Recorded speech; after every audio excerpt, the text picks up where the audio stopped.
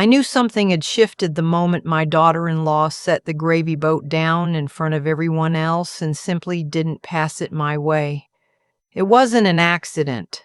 I watched her hand move deliberately past me to reach my son, and I sat there at my own dining room table, the one my husband Harold and I had bought at a liquidation sale in Barrie 30-some years ago.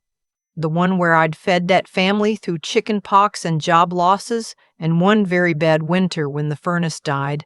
And I said nothing. I picked up my fork. I ate. That was the night I started paying attention. My name is Beverly, and I am 67 years old. I live in a semi-detached on a quiet street in Hamilton, Ontario, the same house I've owned since 1991. Harold passed 9 years ago, heart, sudden, no warning, and after that it was just me and the house and a garden that got a little too big for one person to manage. My son Liam is 41. He works in logistics, something to do with supply chain contracts. I've never fully understood the details, but the salary is good. I know this because he told me once when he needed me to co-sign a line of credit at RBC. That was 4 years before the gravy boat. His wife's name is Renee. She's from a family in Oakville. Comfortable people, nice house, the kind of family that irons their napkins. When Liam brought her home the first time, I made pot roast and baked the lemon tart from scratch. Renee looked at the tart and said, "Oh, I don't really do sugar." She said it with a smile, so I told myself it was fine. I kept telling myself things were fine for a very long time. It started small, the way these things always do. A comment here about how I kept the thermostat too low. A suggestion there that maybe I should update the kitchen, just the counters, Beverly, nothing major, said in the tone you use with someone who doesn't quite understand how things are done.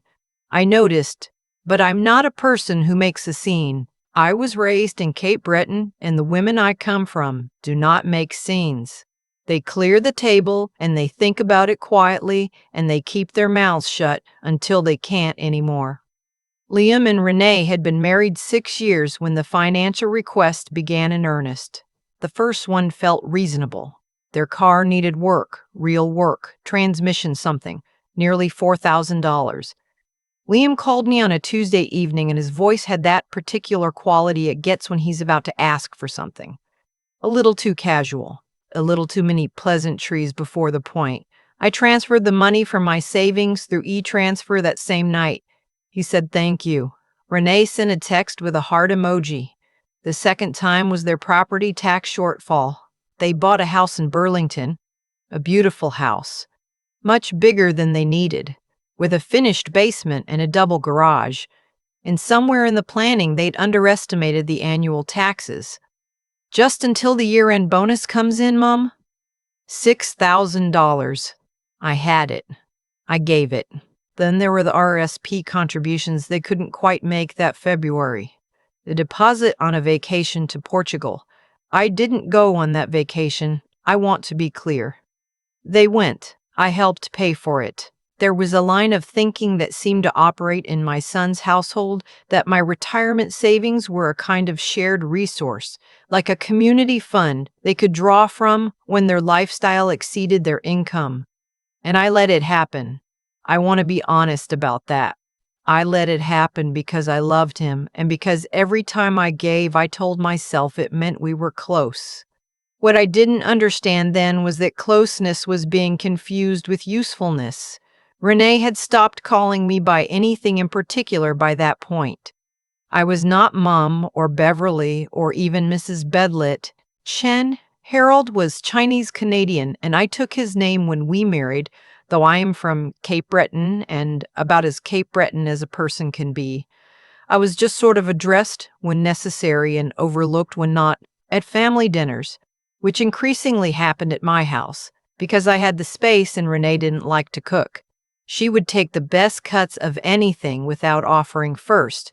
She would redirect conversations away from me mid-sentence, and she would make small comments about the house that she dressed as helpfulness. "You really should get the eaves cleaned, Beverly. You could get water damage." said while standing in my kitchen eating my food. I noticed my son watching her when she spoke. Not watching me. Her. The gravy incident was a Thursday in November. I'd made a full roast dinner.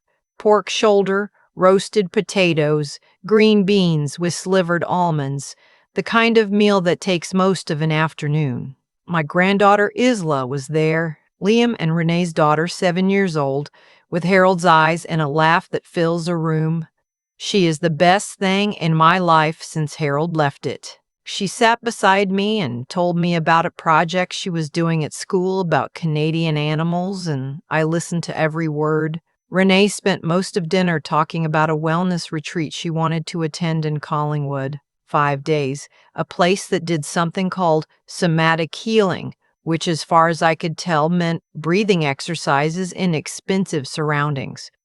The cost was just under $2,000. She mentioned it 3 times during dinner. By the third time, I understood it was not conversation. It was positioning. After dessert, while Liam was in the washroom and Isla had gone to find a coloring book, Renee turned to me and said, I was thinking, since you always say you want to help, the retreat would really be an investment in our family's well-being. I looked at her for a moment. I'll think about it, I said. I did think about it. I thought about it all through washing the dishes alone while they sat in the living room.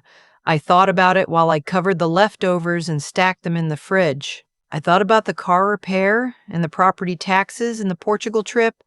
I thought about how I hadn't had a vacation myself in 4 years because I kept finding reasons to be cautious with my money. I thought about how my own RRSP withdrawals were going to be taxed and how every time I gave to them, I was essentially giving from my future. I put the last dish in the rack and dried my hands on the tea towel, the one with the Nova Scotia tartan pattern that my sister Lorraine gave me, and I went to the living room doorway. I won't be contributing to the retreat, I said. Renee looked up. Liam looked up. There was a pause of the kind that happens when something unexpected enters a room. It's just that I've been supporting quite a few expenses lately, I said, and my voice was steady, which surprised me, and I think it's time for me to be a little more careful. Liam said, Mom, it's not a big deal. It is to me, I said. And then I said goodnight, and I went upstairs. I did not sleep for a long time.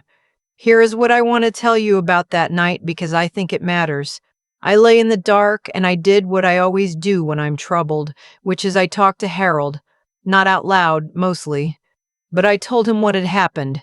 I told him about the gravy and the retreat and the way I'd been feeling like a piece of furniture in rooms I had built. I told him I was afraid that if I changed anything, I would lose my son. And I could almost hear him. Harold was a quiet man, but clear, saying, Beverly, you can't lose what's already walking away from you. I got up at 5:30. I made coffee, and I sat at the kitchen table with my binder. Harold always kept a binder. Financial records, insurance documents, property papers, everything organized in plastic sleeves with handwritten labels. When he died, I kept it going. It's a habit I'm glad I have, because that morning I opened it and I looked at 4 years of what I had been giving away. The total was just over $38,000. I sat with that number for a while. I had a second cup of coffee. Outside, the November sky was that particular gray that southern Ontario does in the fall, low and close, and a crow was doing something in the backyard maple. I watched it and I thought about what I actually wanted my life to look like. Not what was expected of me, not what would keep the peace, what I wanted. I wanted to fix the bathroom floor, which had been soft in one corner for 2 years, and I'd been putting it off. I wanted to take the train to Halifax and visit Lorraine, who I hadn't seen since before the pandemic. I wanted to stop feeling like an ATM that occasionally got invited to dinner. I called my financial advisor when the office opened at 9. Her name is Priya, and she is patient and direct, which is exactly what I needed that morning. I told her I wanted to make some changes. I wanted to move a portion of my savings into a GIC that I couldn't easily access on impulse or on request. I wanted to review my will, which I had not done since Harold's passing. And I wanted to understand clearly what my actual retirement looked like if I stopped supplementing my son's household. Priya was quiet for a moment, and then she said, "I think that's a very good idea, Beverly. I also called the lawyer that afternoon. Not a dramatic call, not a confrontational one. I just made an appointment.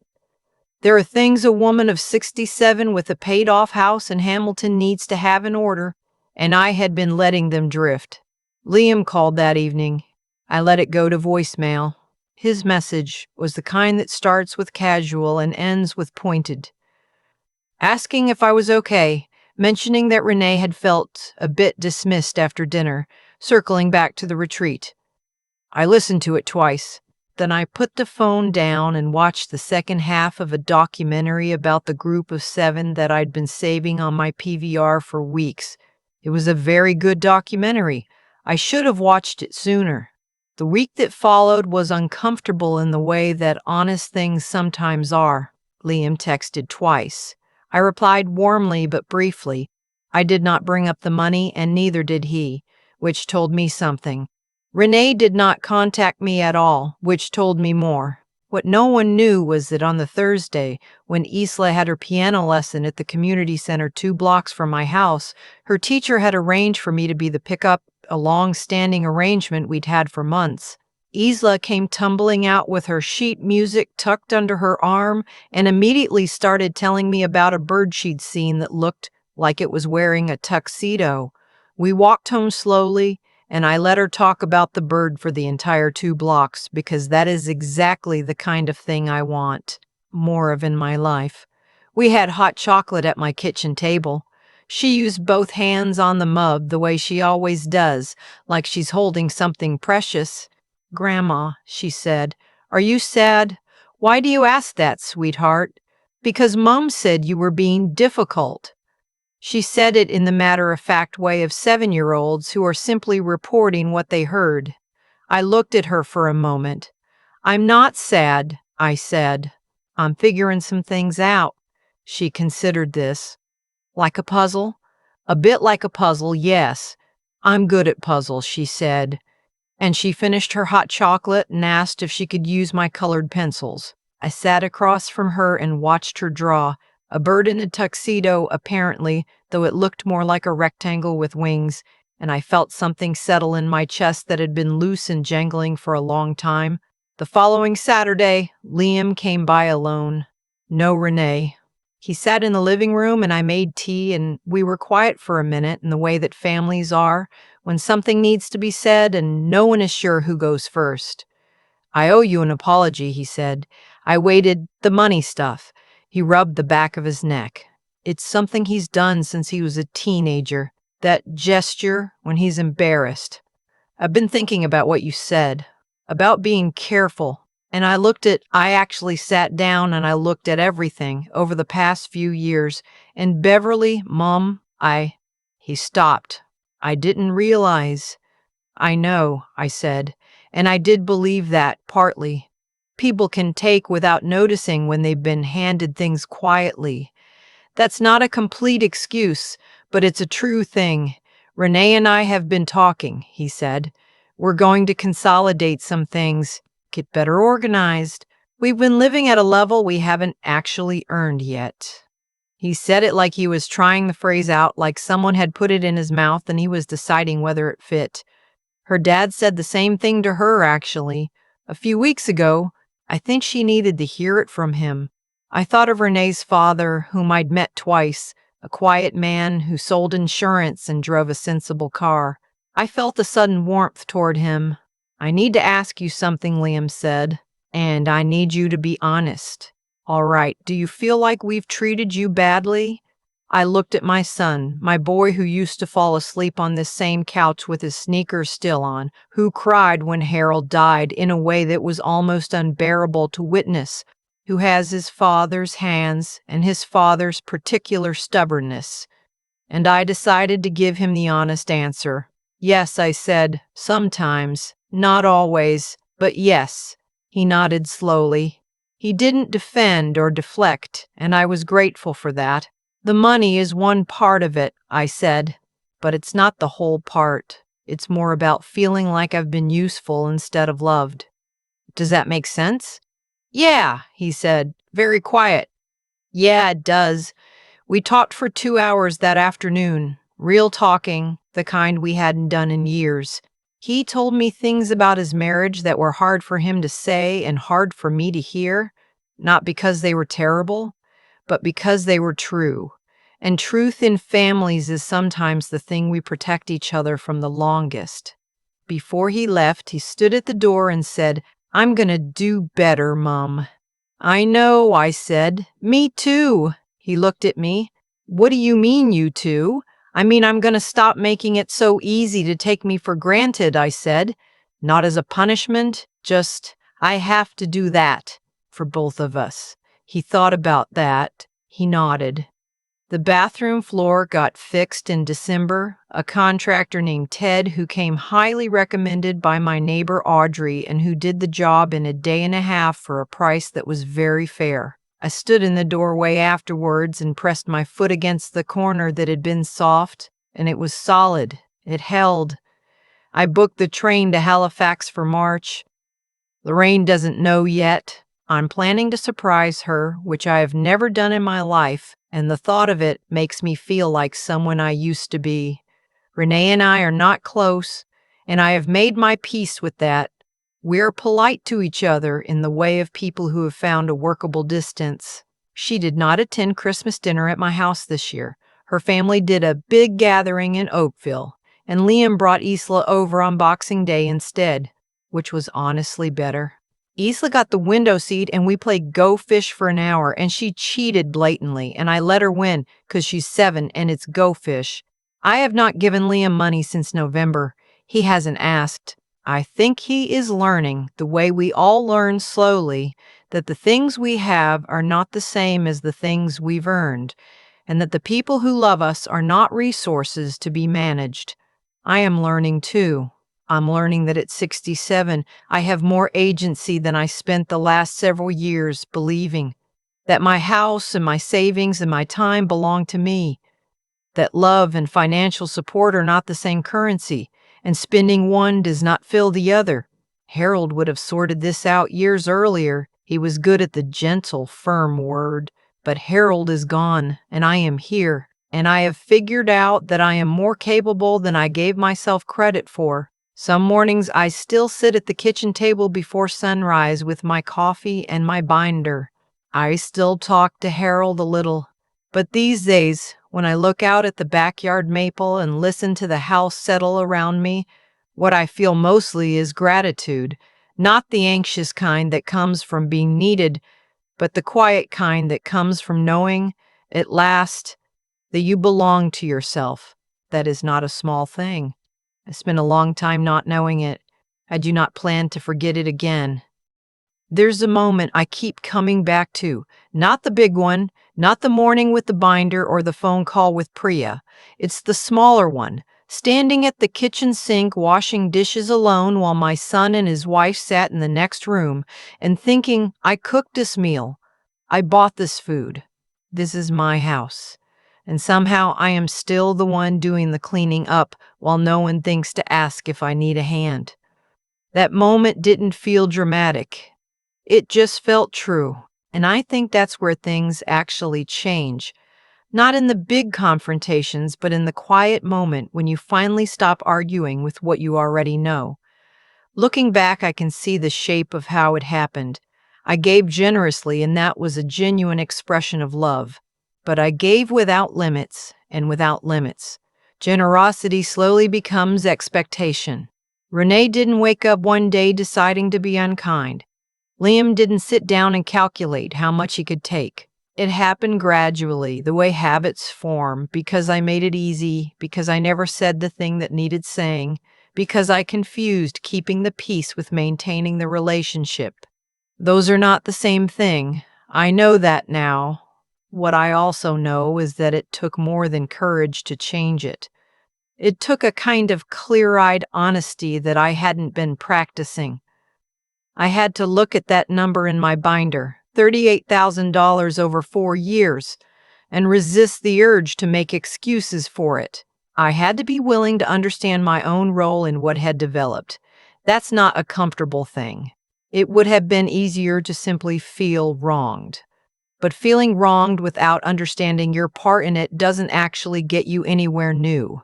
What I found, when I was honest with myself, was that I had been making decisions from fear rather than from values. Fear of losing closeness with my son. Fear of being seen as difficult or withholding. Fear that love, to be real, had to cost something. None of those fears were irrational. They came from real places, real losses. But they were running my decisions, and they weren't serving me or Liam well. The steadiness I found that November morning, sitting with my coffee before sunrise, opening that binder, making those calls, that didn't come from anger. It came from finally deciding to act from what I actually believed rather than what I was afraid of. I believe in fairness. I believe that love between a parent and a grown child should not require one person to diminish themselves for the other to feel secure. I believe that the people we raise deserve honesty from us more than they deserve comfort. Liam needed to hear the truth from me years before I said it. My silence wasn't protecting him. It was protecting a version of our relationship that had already stopped being real. Istha asked me once if I was sad, and I told her I was figuring something out like a puzzle. That was true, but the other true thing is that the puzzle wasn't really about Renee, or the money, or the gravy boat. It was about me. About who I was when no one was asking anything of me. About what I wanted my days to look like when I stopped organizing them around other people's needs. I'm still figuring that out, honestly. But the bathroom floor is solid now. The train to Halifax is booked. And some mornings, when I sit at that kitchen table before the neighborhood wakes up, I feel something I can only describe as mine. Not earned through sacrifice, not given as a reward, just quietly, simply mine. That is enough. More than enough. I just wish it hadn't taken me so long to believe I deserved it.